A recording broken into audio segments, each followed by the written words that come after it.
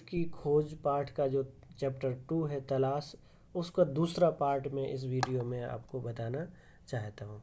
क्योंकि पाठ बड़े हो जाते हैं फिर आप सुन नहीं पाते हैं, इसलिए मैंने इसको 2 पार्ट में किया हुआ है।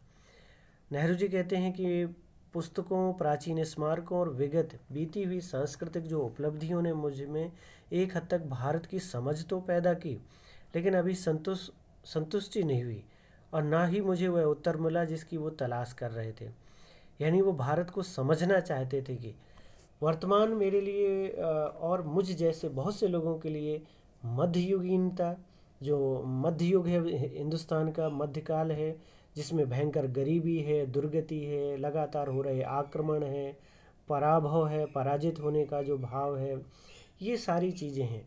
और कुछ कुछ आधुनिकता का विचित्र मिश्रण, यानी उच्च वर्ग आधुनिकता को अपनाने की कोशिश कर रहा है।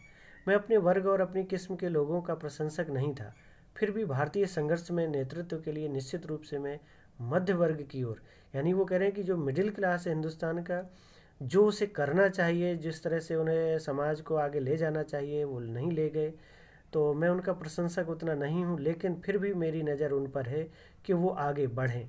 तो आपको जानकर आश्चर्य होगा कि हिंदुस्तान की आज़ादी के आंदोलन में मध्य वर्ग की एक बहुत बड़ी भूमिका थी और उन्होंने क्रांति का नेतृत्व किया और देश को आज़ादी भी दिलाई बाद में। लेकिन ये मध्य वर्ग क्या है कि काफ़ी हद तक सोया हुआ रहता है, सुस्त रहता है, सीमाओं में जकड़ा रहता है, जबकि उसमें एनर्जी बहुत होती है, खुद तरक्की और विकास करना चाहता है। अंग्रेजी प्रशासन के ढांचे के भीतर ऐसा न कर पाने के कारण उसके अंदर एक विद्रोह की भावना थी, एक छटपटाहट थी, एक बेचैनी थी। यानी क्रांति का स्रोत वही है। वो अपनी आवाज़ को बुलंद करना चाहता था, लेकिन वो डरता भी था अपनी चीज़ों को खोने से। तो इन्हीं चीज़ों को आप जानते हैं कि आज़ादी के आंदोलन के नेताओं ने इनको उभारा और आगे लेकर के आए। नई ताकतों ने सिर उठा लिया और वे ग्रामीण जनता की ओर ले गई। जो ग्रामीण जनता अक्सर समाज की मुख्य धारा से कटी रहती है, या समाज में हो रहे बदलाव, हलचल या राजा रजवाड़ों के जो भी काम है उससे उनका कोई ज़्यादा संबंध नहीं होता है।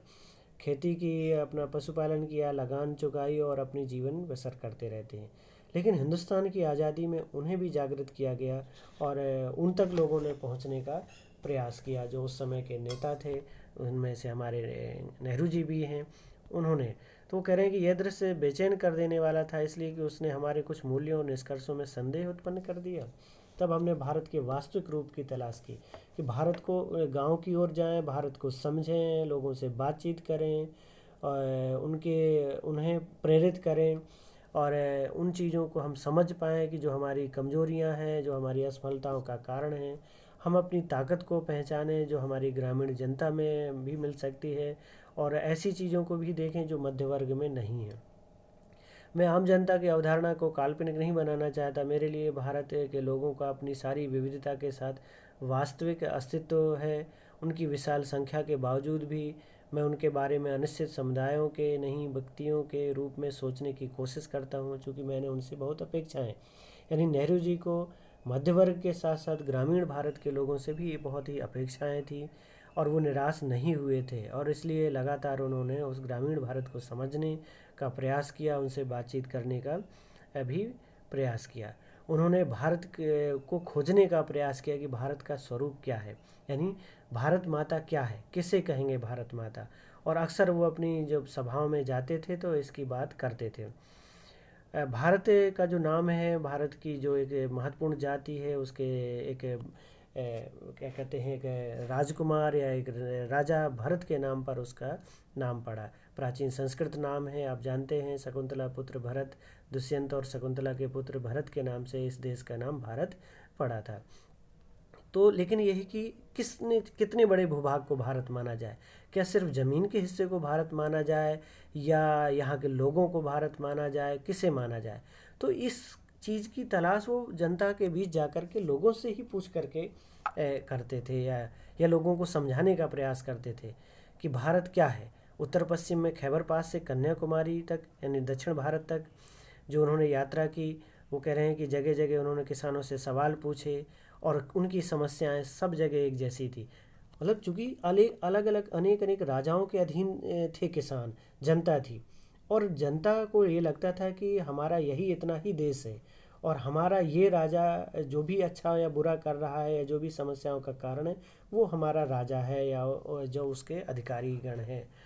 लेकिन जब पूरे देश की इन नेताओं यात्रा की और चर्चा की और उन्हें बताया, यानी केरल के किसान को भी ये जब पता चला कि नहीं पंजाब का किसान भी वैसे ही पीड़ित है जैसा केरल का, या बंगाल का किसान उतना ही प्रभावित है जितना गुजरात का, तब उन्हें लगा कि अरे पूरे देश की समस्या एक जैसी ही है और ये कारण भी एक जैसे ही है, तो क्यों ना हम एक साथ मिल कर के अपने समस्याओं से लड़ाई लड़ें। तब धीरे धीरे जन जागृति आई और हिंदुस्तान में आज़ादी का संघर्ष हुआ, इतना विशाल संघर्ष हुआ। यह काम बहुत आसान नहीं था पर उतना मुश्किल भी नहीं था जैसा मैंने सोचा। हमारे प्राचीन महाकाव्यों, प्राचीन कथाओं, दंत कथाओं, यानी जो किस्से कहानियों के रूप में चली आ रही हैं, जनता को उन सबकी जानकारी तो थी। यानी हिंदुस्तान के किसी भी कोने में जाइए, आपको रामायण और महाभारत की कहानियाँ किसी न किसी रूप में, थोड़े बहुत बदलाव के रूप में पूरे हिंदुस्तान में छाई हुई है। तो इसलिए हिंदुस्तान को जोड़ना आसान था, लेकिन उन्हें पहचान करानी थी, नई समस्याओं के साथ उन्हें जोड़ना था। भारत जब वो कभी सभाओं में जाते थे तो जनता एक स्वर में बोलती थी भारत माता की जय। मैं उनसे अचानक प्रश्न कर देता था, नेहरू जी कहते हैं, कि आपका क्या आशय है, क्या है, कौन है भारत माता। तो एक तरह से सन्नाटा छा जाता था, क्योंकि लोगों के हृदय में तो बसा हुआ है ये देश, लेकिन उसे कैसे प्रकट करें, किस तरह से बताएं, ये नहीं कह पाते थे। फिर भी एक कोई ना कोई नौजवान बोलता था कि भारत वह है जिसका हमारी पीढ़ियों से, इस मिट्टी से हमारा जो अटूट नाता है, ये भारत माता हमारी धरती है, भारत की प्यारी मिट्टी।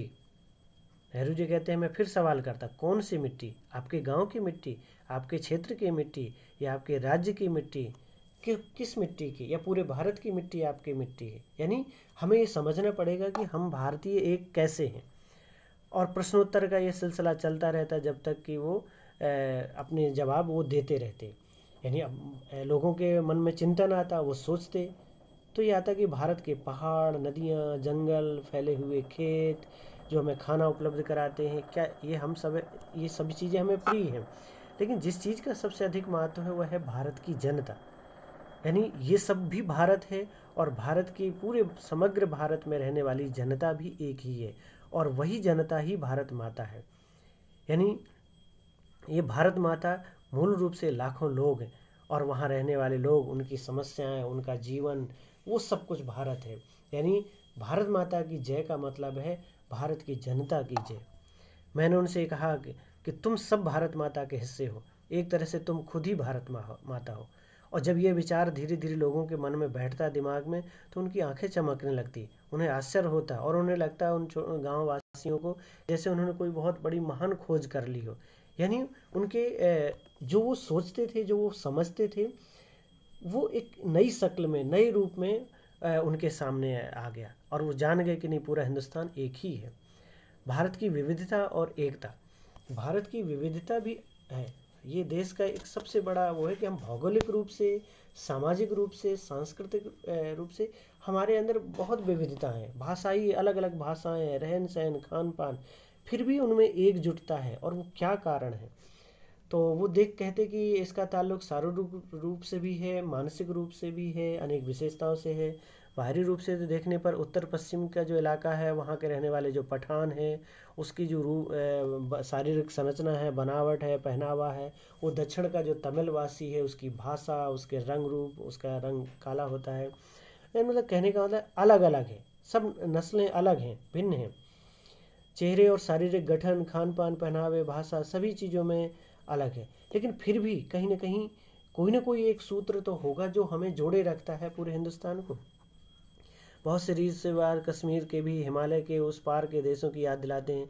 पठान के लोक प्रचलित जो नृत्य हैं, रूसी कोजक नृत्य शैली, यानी जो उत्तर पश्चिम का जो इलाका है उसका जो सांस्कृतिक और इन चीज़ों से, सामाजिक और रहन सहन रूप से वो अफ़गानिस्तान, रूस, यानी उन इलाकों से ज़्यादा जुड़े हुए हैं। जबकि दक्षिण की अपेक्षा, या हम कहें दक्षिण का जो इलाका है वो श्रीलंका या और उसके जो तटवर्ती दक्षिण पूर्वी एशियाई देश हैं उनसे ज़्यादा नज़दीक है इन चीज़ों में और उत्तर की अपेक्षा। लेकिन फिर भी ये एकजुट हैं। इसमें अचरज नहीं, क्योंकि सीमा के ये प्रदेश, साथ ही अफगानिस्तान, भारत के हजारों वर्ष से जुड़े रहे हैं। लोगों का आना जाना, चाहे वो युद्ध हो या व्यापार हो, किसी भी रूप में, और एक दूसरी क्षेत्रों में बस जाते थे। पुराने तुर्क और दूसरी जातियां जो अफगानिस्तान और मध्य एशिया में बसी थी, इस्लाम के आने से पहले बौद्ध थी, उससे भी पहले वैदिक काल में हिंदू थी। जो अफगानिस्तान का आज जो मुस्लिम बहुल इलाके हैं, उसमें उससे पहले बौद्ध और हिंदू जातियां रहती थीं। सीमांत क्षेत्र प्राचीन भारतीय संस्कृति के प्रमुख केंद्रों में था। अब भी बहुत से स्मारक और मठों के ढेरों जो अवशेष हैं ध्वस्त किए हुए, वो वहाँ मिल जाएंगे। तक्षशिला जो अमृतसर में महान विश्वविद्यालय था, 2000 वर्ष पहले अपनी प्रसिद्धि की चरम पर था। सारे भारत के साथ ही एशिया के विभिन्न भागों से विद्यार्थी वहाँ पढ़ने आते थे। धर्म परिवर्तन से वहाँ के जो धार्मिक रूप से जो संरचना बदली वहाँ के रहने में, उससे अंतर जरूर आया, पर उन क्षेत्रों के लोगों में जो मानसिकता थी उसमें कोई अंतर नहीं आया। पठान और तमिल दो चरम उदाहरण, ये दो उदाहरण हैं, ऐसा नहीं है कि दूसरे भागों में जो जातियाँ रह रही हैं उनके उदाहरण नहीं दिए जा सकते। बाकी की स्थिति कहीं इन दोनों के बीच में है। ये एक्सट्रीम पॉइंट थे, सबकी अपनी अलग अलग विशेषताएं, पर इससे भी अधिक गहरी छाप भारतीयता की है। यह जानकारी यानी भारतीयता का जो गुण है वो उनमें उनको जोड़े रखता है। बंगाली, मराठी, गुजराती, तमिल, आंध्र, उड़िया, असमी, कन्नड़, मलयाली, ये अलग अलग भाषाओं के रहने वाले लोग, क्षेत्रों के लोग, सिंधी, पंजाबी, पठान, कश्मीरी, राजपूत, हिंदुस्तानी भाषा भाषी जनता से बसा हुआ यह विशाल मध्य भाग कैसे सैकड़ों और वर्षों से अपनी अपनी अलग अलग पहचान बनाए हुए है। यानी इन भाषा भाषी लोग, इनके पहनावे सब अपने एक दूसरे के मतलब जैसे हैं उनके, उसको वो अपनाए हुए हैं, और इसके बावजूद भी हिंदुस्तान के एक ध्वज तले हैं और सब अपने आप को हिंदुस्तानी समझते हैं। इसके बावजूद भी तो अपनी पुरानी परंपरा और अभिलेखों से मिलते साथ ही पूरे दौरान वे भारतीय बने रहे। यानी उनमें एक दूसरे के प्रति जो अलग देश का भाव नहीं आया, जिनकी राष्ट्रीय विरासत एक ही थी और उनकी नैतिक और मानसिक विशेषताएं भी समान थी।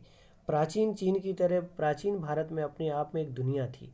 यानी ये एक अलग वर्ल्ड कह सकते हैं, इसकी एक अपनी संस्कृति, अपनी सभ्यता, इसकी जड़ें इतनी मजबूत थीं कि इतने उतार चढ़ाव के बावजूद भी वो एक बने रहे। विदेशी प्रभाव आए, अक्सर उस संस्कृति को प्रभावित करके उसी में जज्ब हो गए। बहुत से विदेशी आक्रमणकारी हुए, सैकड़ों आक्रमण हुए, लेकिन सभी ने हिंदुस्तान को कुछ प्रभावित किया, लेकिन वो भी प्रभाव से अछूते, हिंदुस्तान के प्रभाव से अछूते नहीं रहे और यहीं रच बस गए। बहुत सी जातियों का आज कोई स्वतंत्र अस्तित्व नहीं रह गया, कोई वजूद नहीं रह गया, वो हिंदुस्तान में खप गई, यानी इसी में शामिल हो गई।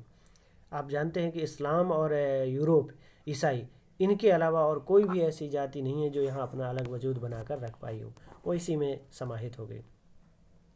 तो ये एक भारत की विशेषता है। किसी एक देशीय समूह, चाहे वो कितने घनिष्ठ रूप से एक दूसरे से जुड़े हों, छोटी बड़ी भिन्नताएं हमेशा देखी जाती हैं। थोड़ी बहुत कमियां, थोड़ी बहुत दूरियां हमेशा रहेंगी, क्योंकि उन्हें अपना अलग अस्तित्व बनाए रखना है। उसकी तुलना किसी अन्य देशी समूह से की जाती है। ये बात अलग है कि अक्सर दो निकटवर्ती समूहों की भिन्नता सीमांत इलाकों में या तो धुंधली पड़ जाती है, यानी ऐसे इलाके जो एक दूसरे को टच करते हैं वहाँ मेल मिलाप ज़्यादा हो जाता है, या आपस में घुल मिल जाती हैं। प्राचीन और मध्य युग में आधुनिक राष्ट्र के विचार ने जन्म लिया। मध्यकाल में धीरे धीरे, या कहिए कि यूरोपीय ताकतों के आने से धीरे धीरे एक नए राष्ट्रवाद का जन्म लिया। सामंती, धार्मिक और जातीय संबंधों का महत्व अधिक था। फिर भी मेरा विचार है, ज्ञात इतिहास में किसी भी समय एक भारतवासी भारत के किसी भी हिस्से में अपने ही घर किसी अपनेपन की अनुभूति करता है। हिंदुस्तान के किसी भी कोने में हम यात्रा करें तो हमें लगेगा कि हमारा अपना ही देश है, जबकि किसी भी दूसरे देश में पहुंचकर वह अजनबी या परदेसी महसूस करता है जब वो दूसरे देश की यात्रा करता है। उन देशों में जाकर जिन्होंने कुछ दूर तक उनकी संस्कृति या धर्म को भले ही अपना लिया है, उसे अजनबीपन का बोध निश्चय ही कम होता है। वे लोग जो किसी गैर भारतीय धर्म को मानने वाले थे या भारत में आकर यहीं बस गए थे, कुछ ही पीढ़ियों के गुजरने के दौरान स्पष्ट रूप से भारतीय हो गए, जैसे यहूदी, पारसी और मुसलमान। जिन भारतीयों ने इन धर्मों को स्वीकार कर लिया, वे भी धर्म परिवर्तन के बावजूद भी भारतीय बने रहे। आज जब राष्ट्रीयतावाद की अवधारणा कहीं अधिक विकसित हो गई है, यानी नेहरू जी जब 1944-45 में लिख रहे हैं, उस समय राष्ट्रीयता का एक बहुत बड़ा उभार आया और इसी राष्ट्रीय अवधारणा ने ही, राष्ट्रवाद ने ही देश को आज़ाद कराने में बहुत बड़ी भूमिका निभाई। भले ही उनमें भीतरी मतभेद रहे हो, एक हिंदुस्तानी ईसाई कहीं भी जाए उसे हिंदुस्तानी ही माना जाएगा, हिंदुस्तानी। आज भी आप देखें कि भले ही हम यहाँ हिंदू मुस्लिम करके लड़ रहे हैं, थोड़ा बहुत संघर्ष होते रहते हैं, लेकिन जब हिंदुस्तान से बाहर किसी भी धरती पर जाएंगे, किसी भी देश में जाएंगे, तो वहाँ यही कहा जाएगा, आप हिंदुस्तानी मुसलमान हैं, आप हिंदुस्तानी ईसाई हैं, हिंदुस्तानी के हिंदू हैं। यानी वो हिंदुस्तान की जो अवधारणा है वो देश की अवधारणा है। मेरे ख्याल से सबके मन में अपनी मातृभूमि की अलग अलग तस्वीरें हैं, अलग अलग ढंग से अपने देश को सोचते हैं। कोई दो आदमी बिल्कुल एक जैसा नहीं सोच सकते। जब मैं भारत के बारे में सोचता हूँ तो मेरे मन में बहुत सी बातें आती हैं। मैं सोचता हूँ कि दूर दूर तक फैले मैदानों और उन पर बसे अनगिनत छोटे छोटे गाँव के बारे में, उन कस्बों और शहरों के बारे में जिनकी मैंने यात्रा की।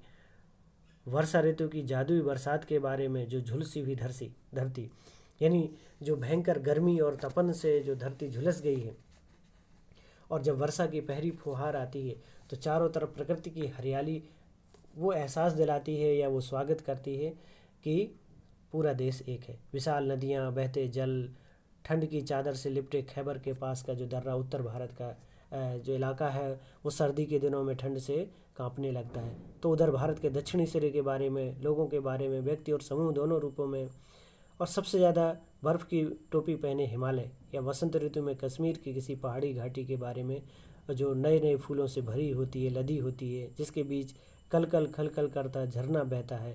हम अपनी पसंद की तस्वीर बनाते हैं, यानी हिंदुस्तान को अलग अलग रूपों में देखते हैं, लेकिन सारी चीज़ें, सारी विविधताएं मिलकर के ही हिंदुस्तान की खूबसूरती को तैयार करते हैं।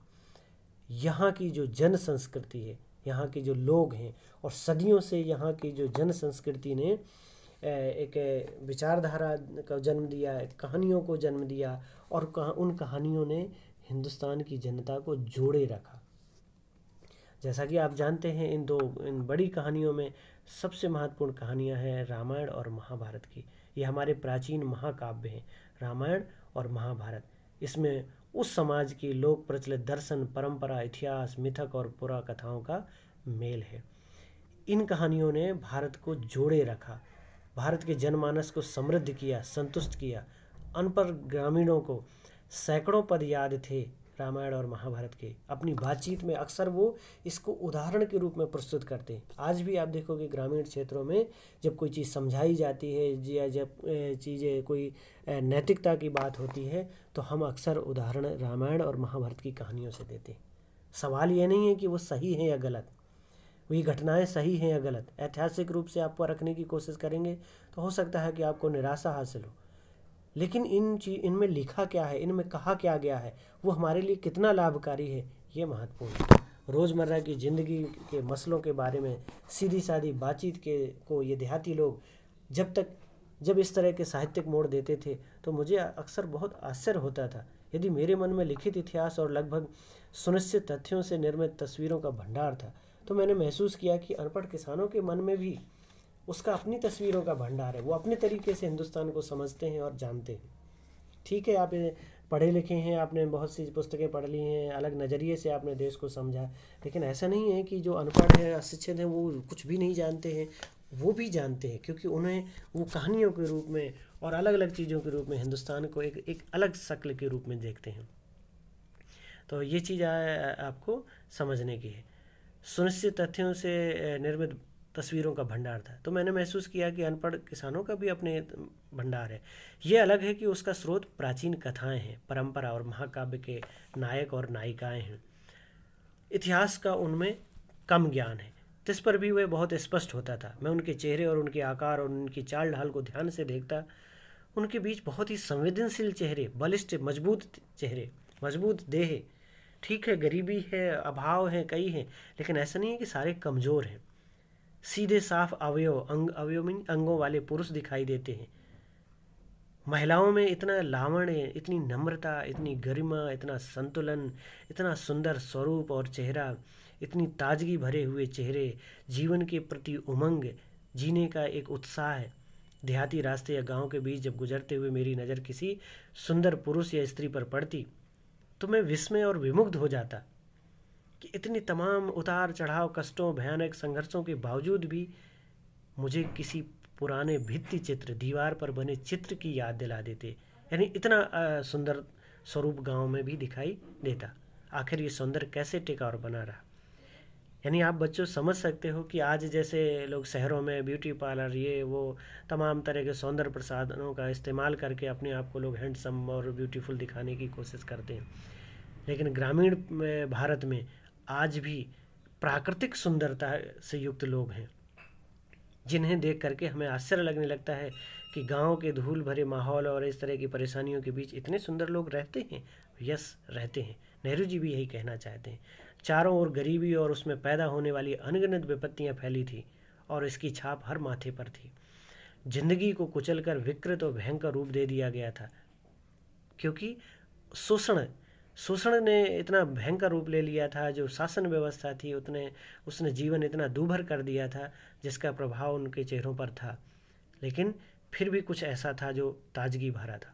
इस विकृति से तरह तरह के भ्रष्टाचार पैदा हुए और लगातार अभाव और असुरक्षा की स्थिति बनी रहने लगी। समाज में असुरक्षा की भावना घर कर गई। कब कौन आदमी पर, किस समाज पर क्या विपत्ति टूट पड़ेगी कह नहीं सकते। अगर कर्ज एक बार गांव के किसी व्यक्ति पर लद गया तो पीढ़ियां लग जाती थी उसे चुकाने में। इस तरह की व्यवस्था बन चुकी थी। पीढ़ियां, एक पीढ़ी के लोग दूसरी पीढ़ी का कर्ज चुकाते रहते थे। तो ये स्थितियां भारतीय समाज ने बना दी। बाहर से स्वीकार करने की प्रवृत्ति प्रबल थी, एक पर साथ ही एक प्रकार की नम्रता और भलमनसाहत थी, जो हजारों वर्षों की सांस्कृतिक विरासत की देन, जिसे बड़े से बड़ा दुर्भाग्य भी नहीं मिटा पाया था। फिर भी हमें पूरी तरह से हिंदुस्तान का जो संस्कृति है, उसकी सभ्यता है, उसका जनमानस है, नष्ट नहीं हुआ था। ऐसी एनर्जी थी, इतनी शक्ति थी अंदर से छिपी हुई, जिसने भारत को बचाए रखा। और आज़ादी के आंदोलन के दौरान उसी शक्ति को पुनः जीवित किया गया, पुनः आगे लाया गया। तो ये टॉपिक इस दूसरी वीडियो में पूरा होता है। आप बच्चों को जब बार बार सुनेंगे तभी ये विचार समझ में आएंगे, क्योंकि ये कोई क्रमबद्ध इतिहास नहीं है। ये नेहरू जी ने पूरे इतिहास को समझ करके और अपने विचार प्रकट किए हैं। इसलिए कई बच्चों को ये लगने लगता है कि ये भारत की खोज कठिन है और हमें समझ नहीं आती है, लेकिन आप जब इसको बार बार पढ़ेंगे तो आपको चीज़ें समझ आने लगेंगी। अगर आपको ये वीडियो समझ आती है, अच्छी लगती है, तो आप इसे लाइक करेंगे और अपने और अन्य साथियों को जो CBSE बोर्ड में पढ़ रहे हो उनको भी शेयर कर सकते हैं। धन्यवाद।